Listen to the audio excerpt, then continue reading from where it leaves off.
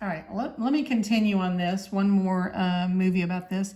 And I've got movie run times. And went ahead and put them in order. 96 minutes, 100 minutes, 105, 110, 115, 120, 120, 155. And if I look at my mode, I can see I've got two things that are repeated. So it's 120 minutes. Mean is going to require me to add these together. Let me see what the mean is going to be. It's going to be 96 plus 100 plus 105 plus 110 plus 115 plus 120 plus 120 plus 155. So I add all those together, I end up getting 921, and I need to divide it by 1, 2, 3, 4, 5, 6, 7, 8, divided by 8. And so 921 divided by 8 is 115 minutes. So the mode was 120, the mean was 115. And if I look at the median is going to be, and I just have to go in the middle here. Let's see, and it's in between these two right here. So I add them together, 110 plus 115 equals to 225, and divide that by 2, and I end up getting a 112.5 minutes. So my median is 112.5 minutes, 112. And so they all fall, the centers pretty much all fall very close to each other.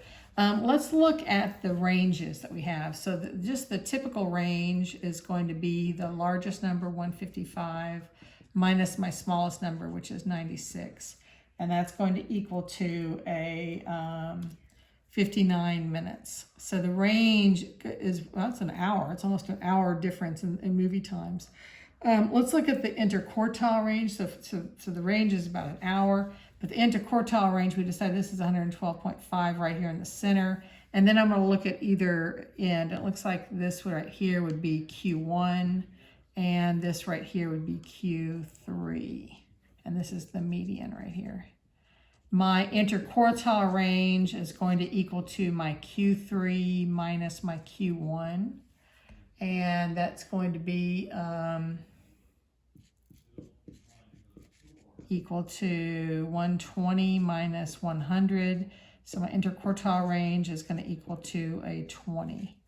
And then I want to see if I have any outliers. I'm going to take that 20, multiply it by 1.5, and I end up getting 30.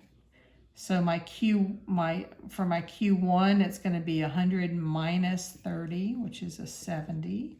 For my Q3, it is 120 plus 30, which is 150. And I'll notice that my 96, my lowest number, is well within the range right here, the 70. My highest number, 155, is not within the range though.